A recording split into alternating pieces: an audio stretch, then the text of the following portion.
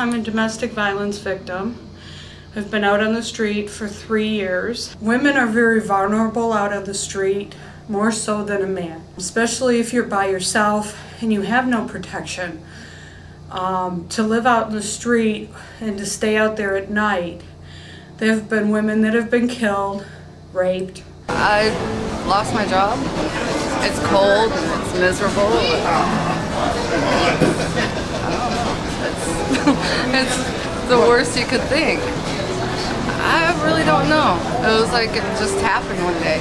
What brought you to being homeless? What happened? Out on the street. What were you doing? Pardon me? What were you doing out on the street? What was I doing? Staying under the bridge. How long have you been homeless? I've been here almost over a year. I became homeless about 1986. Just kind of gave up. You have to pack all your stuff up, get on buses, and go to these other shelters to sleep. And you don't always get to go to the same shelter every night. So it's quite an ordeal. What happens to your stuff? Well, if you don't drag it with you, it gets stolen, or you just have to leave it. A roof over your head is the biggest key. It's the foundation. It would help all these women. These women need more than a shelter. She said I have too many clothes. I hardly have anything. You know. I mean, I left a full-length fur at the other place and table. So you had everything, and now you have nothing. Nothing. So it can happen to anyone. Yeah. Oh.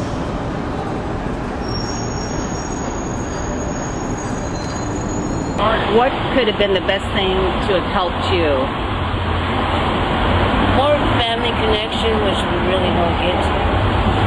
Her comment to me was, I don't want you on my property for fear that my insurance company will see you and cancel me. She doesn't hand me home for Christmas or Thanksgiving in probably 25, 30 years. It's easier for her to keep me away from her and the family than it is to have me around. We lost the business.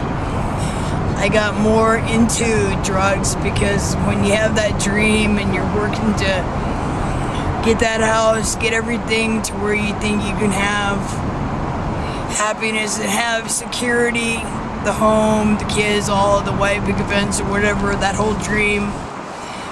When that was lost, I got more into drugs. I started doing heroin. I think we all suffer pain, and a lot of times when we do drugs, we do that because we're in pain, and it makes you escape it maybe for a moment or whatever. Well, I use crack cocaine and alcohol, less alcohol, more crack cocaine. But it wasn't because I liked it. It was kind of like hiding behind something, and I had to go full circle with it. I just used it to maintain every day to make it, you know, and be able to face the world. If I didn't get my smoke, I felt like I had to lay down and just be lazy.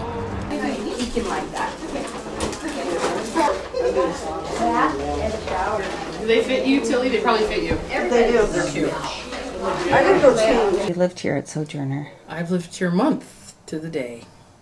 I ended up in domestic violence. I feel so just loved and cared for right now being at Sojourner's Place. It's a very difficult time in my life. I can't explain it. It's just, I don't know, just you need, sometimes in your life you need tons and tons and tons and tons of support and encouragement, trying to understand it, having the time, the space, the people to support you, not judge you. You know, so just so many things here. Just taking walks is like a huge thing for me. Learning how to walk down the street and not step in dog poo so somebody could walk by, you know. That's just profound for me. Learning how to interact and not every Friday buy pizza for the whole house, but learn how to save my money for things that are important to me, like getting a nice place and getting things for myself, learning how to interact and be interdependent, not dependent. I can't wait to see you grow. Yeah. It gives me the opportunity to start my whole life over. How important is that for you? Really important. Really, it's bringing me back close to my kids again. I'm willing to do anything and everything to get my girls back and be a proud parent and never do a mistake again in my life. I've lived at Sojourner since April 1st, and before that I was at a confidential women's shelter for domestic violence. I can sleep at night, you know, and I can get up in the morning and not worry about, am I doing the right thing?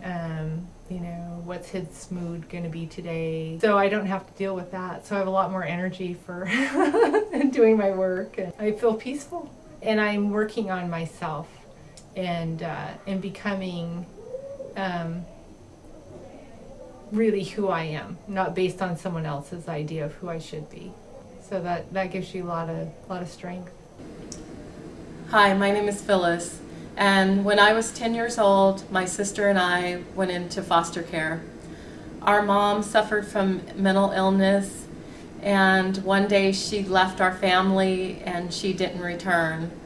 So my sister and I were placed in foster care, and during that time, my mom's life went through a lot of transition, and as a result, my life went through a lot of transition. I had friends that would tell me that they saw my mom on the streets panhandling for money, and there was just a lot of shame around that, knowing my mom at times had been homeless and on the streets, and it was a very difficult time. But I am thankful for the programs that existed that helped my mom become stable, and I was able to keep a relationship with my mom throughout her life, and I'm grateful for that. The one thing that I'd hope people would remember is that just because a person is going through transition in their lives, it doesn't mean that they're transitional people and that they won't be treated like transitional people. That as a person like everyone else, like my mom, who has the same hopes and dreams that we all have. I hate this place down here. Absolutely hate it. I'm going to try to raise some money for you, okay? All right. All right? I'm sorry you had problems. Yeah.